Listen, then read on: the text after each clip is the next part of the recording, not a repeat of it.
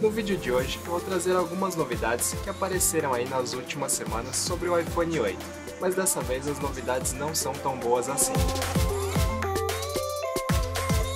E aí pessoal, Dan aqui com mais um vídeo, e é aquela coisa de sempre, quanto mais perto a gente chega de setembro, mais rumores aparecem sobre o iPhone. E hoje eu tô aqui para te trazer algumas notícias que apareceram nas últimas semanas, principalmente sobre o design, wireless charging, sobre o reconhecimento facial 3D e também sobre o preço, que é algo assustador. Então nesse vídeo aqui, principalmente eu vou aproveitar para responder esse comentário aqui.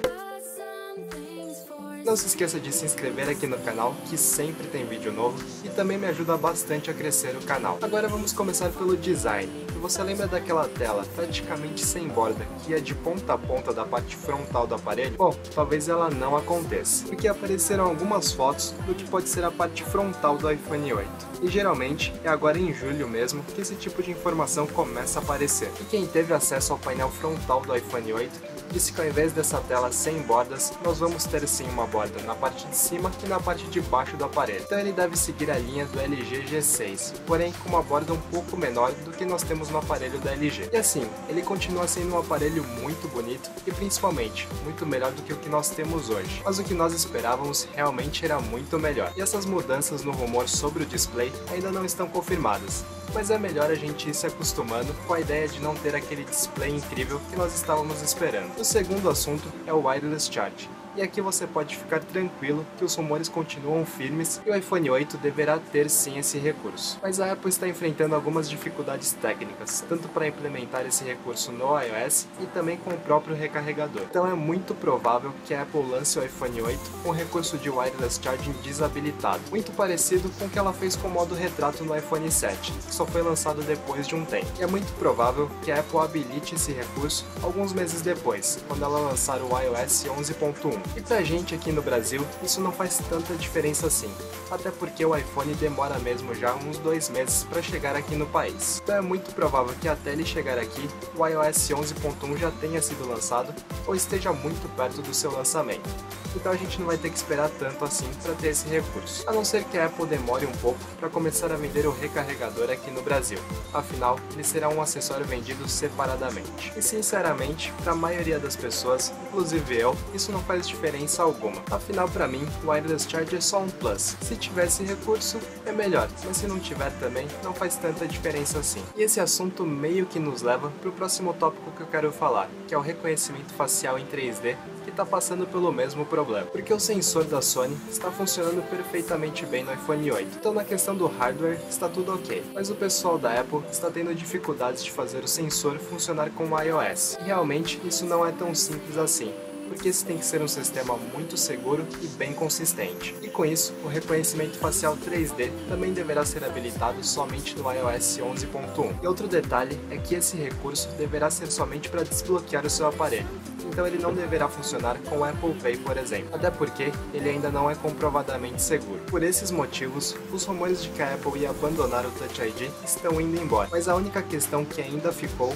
é onde ela vai colocar esse leitor de digital.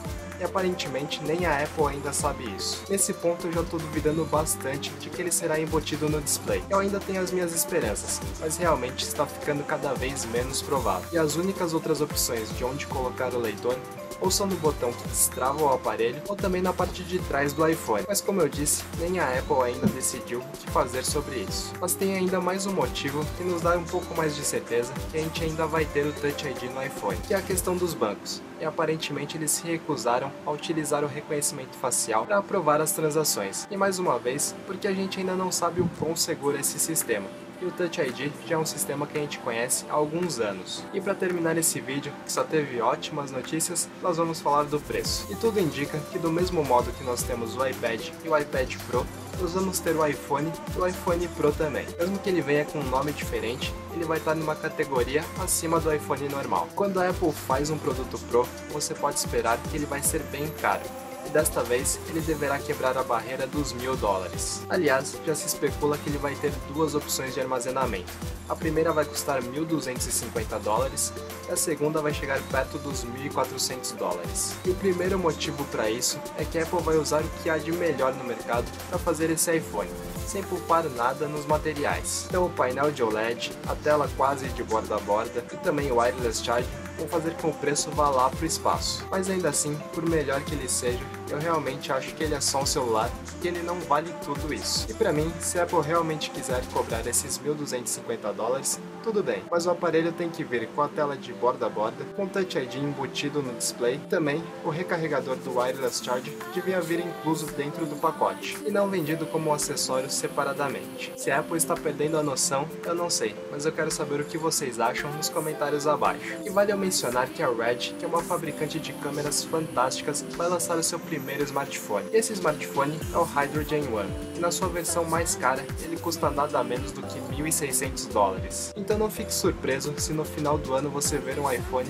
custando aí na casa dos $5.800 ou até R$6.000. E tem mais um motivo para esses preços tão altos, e é que a Apple vai lançar também o iPhone 7S. E é lógico que ela quer que as pessoas comprem o iPhone 7S também, principalmente porque a Apple não está preparada para ter uma alta demanda do iPhone 8. Ela não tem como produzir tantos iPhones assim. E se essa diferença de preço entre o iPhone 7S e o iPhone 8 fosse de apenas $200, todo mundo ia optar pelo iPhone 8.